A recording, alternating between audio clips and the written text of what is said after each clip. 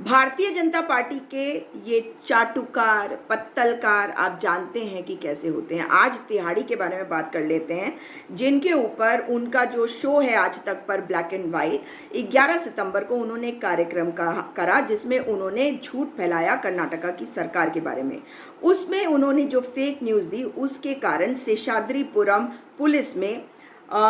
मंगलवार की रात को एक एफआईआर दर्ज हुई। धाराएं 505 आईपीसी जो पब्लिक मिसचिफ को लेकर है और 153A जब आप अलग अलग समुदाय, चाहे जाति के हिसाब से, धर्म के हिसाब से, भाषा कहाँ पे पैदा हुए उसके हिसाब से, अलग अलग जो समुदाय होते हैं उनके बीच में आप सौहार्द बिगाड़ने की कोशिश कर रहे होते हैं।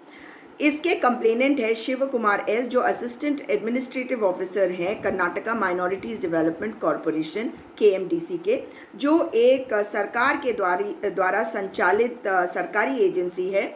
माइनॉरिटीज़ वेलफेयर डिपार्टमेंट, यानी कि जो माइनॉरिटीज़ है उनके कल्याण के लिए ये डिपार्टमेंट है। लेकिन चौधरी ने उसमें ये कहा कि जो फाइनेंशियल सब्सिडी मिलती है वो केवल मुसलमानों को, ईसाइयों को और अन्य माइनॉरिटीज़ को मिलती है, और इसको उन्होंने तुष्टीकरण बताया कि माइनॉरिटीज़ का तुष्टीकरण किया जा रहा है, अल्पसंख्यकों का। अब शिव कुमार एस ने ये बताया है जो KMDC में है, और उन्होंने एफआईआर दर्ज कराई कि 50% सब्सिडी दी जाती है उन लोगों को 3 लाख तक के अमाउंट पर जो गरीब होते हैं माइनॉरिटीज़ से, कि वो टैक्सी खरीद सके, ऑटोस खरीद सके, या जो माल गाड़ी वाला ऑटो होता है, छोटा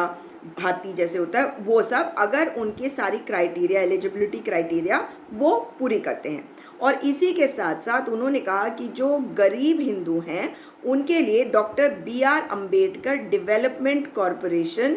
भी काम करती है, जो बैकवर्ड क्लासेस वेलफेयर डिपार्टमेंट के तहत आती है, ये भी सरकारी एजेंसी। इसलिए ये कहना कि एक स्कीम केवल अल्पसंख्यकों की तुष्टीकरण के लिए किया जा रहा है, ये गलत है, और इसी कारण से ये एफआईआर दर्ज करी गई है। और Shekhar HT, deputy commissioner of police central, DCP police जो हैं सेंट्रल बेंगलुरु के, उन्होंने कहा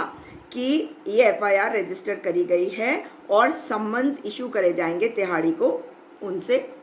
जवाब मांगने के लिए। इसके अलावा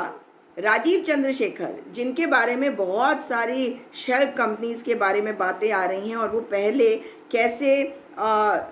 आज भाजपा के साथ हैं, पहले यूपीए में भी वो MP बने राज्यसभा के, और कैसे उन्होंने भी इस स्कीम के बारे में एक